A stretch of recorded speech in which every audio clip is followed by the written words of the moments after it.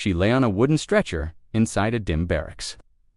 The air smelled of damp straw and disinfectant. Her breathing was shallow and uneven. Each breath felt weaker than the one before. She stared at the cracked wooden ceiling, counting lines to stay awake. Outside, boots moved through mud and engines idled. Voices spoke a language she barely understood. She was 26 years old and weighed less than 40 kilograms. Her body had been failing for days. When she collapsed, she believed this was the end. She had survived air raids, hunger winters, and endless marches. But now her strength was gone. She was a German civilian taken prisoner during the collapse of the Third Reich. The men around her wore American uniforms. She closed her eyes, expecting indifference and death. Instead, she heard a calm voice say they would try again. By April 1945, Germany was falling apart. The Eastern Front had collapsed under the Red Army. Berlin was surrounded. In the West, American, British, and Canadian forces crossed the Rhine in March. The German state no longer functioned. Railways were shattered. Hospitals lacked medicine. Cities lay in ruins. Millions of civilians fled, advancing armies, while others were captured as Allied units advanced town by town. Order no longer existed. Survival became the only priority. International law defined prisoners of war, but reality blurred those lines. German women were captured as camp staff, military auxiliaries, or civilians found inside combat zones. Many were severely malnourished. Years of rationing had reduced daily calories to the bare minimum. The winter of 1944 had been especially brutal. Food systems collapsed. Disease spread quickly among civilians and soldiers alike. The United States Army Medical Corps moved with advancing divisions. Field hospitals were set up in schools, barns, and abandoned German facilities. Their mission followed strict priority. Treat Allied wounded first. Treat prisoners next. Treat civilians when resources allowed. By doctrine, enemy prisoners were entitled to the same medical care as Allied soldiers. In practice, this placed enormous strain on limited supplies and exhausted staff. American doctors faced mass casualties every day. Combat wounds mixed with starvation, typhus, tuberculosis, and dysentery. In liberated camps, the situation was worse. Bodies lay unburied. Survivors collapsed after eating too much too fast. Medical officers were forced to improvise treatments while trying to prevent further deaths. The woman on the stretcher had been found near a small Bavarian town. She collapsed during questioning. She had worked in logistics for the German army. She had not eaten properly in weeks. Her blood pressure was dangerously low. Her pulse was irregular. She was transported to a U.S. Army field hospital and placed under observation. From her perspective, fear dominated everything. She had grown up on propaganda warning that Americans would seek revenge. When she woke inside the hospital tent, she cried, not from pain, but terror. She expected neglect or punishment. Instead, she saw nurses adjusting blankets and doctors debating treatments.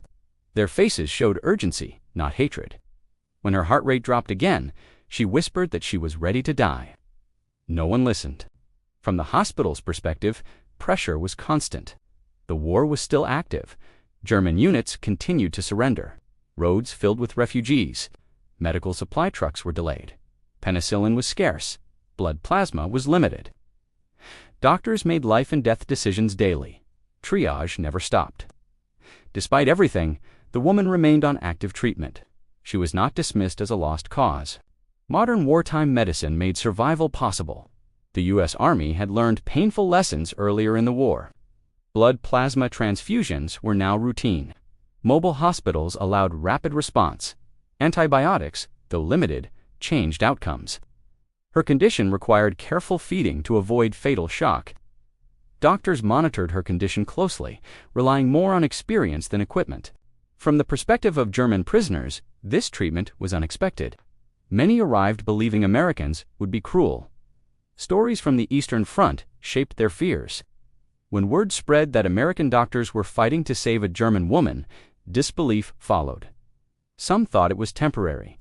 Others assumed it was staged. But the care was real. The critical moment came during the night. Her breathing slowed dangerously. Her heart rhythm faltered. A doctor ordered plasma immediately. A nurse hesitated due to low supplies.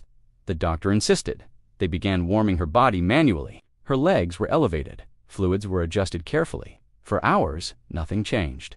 Then her pulse stabilized slightly. It was enough to continue. By dawn, she regained consciousness.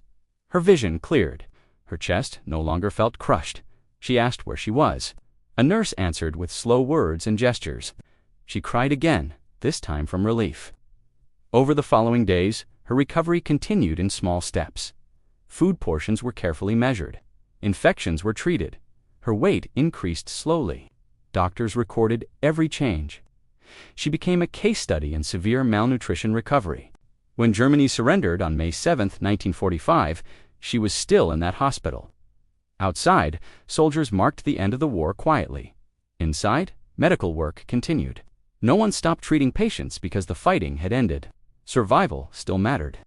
The aftermath was heavy. She lived, thousands did not. German civilian deaths in the final months reached staggering numbers. Starvation and disease continued killing long after the guns fell silent. Allied medical units remained overwhelmed. Yet medical neutrality held. Former enemies were treated. Camp staff, soldiers, and civilians received care. This did not erase crimes or responsibility, but it prevented further unnecessary deaths. Her recovery took months. She was eventually moved to a displaced persons facility. Germany was shattered. Cities were rubble. Families were missing. The future was uncertain. But she was alive. Strategically, Allied medical conduct left a lasting mark. It reinforced international law and shaped post-war humanitarian standards. It influenced how future wars approached medical ethics. One lesson stood out clearly. War strips away labels when survival is at stake. Uniforms do not change human biology. Starvation harms everyone equally. In that field hospital, the war paused for one fragile body. Doctors refused to give up, not because she was German or a prisoner, but because she was alive.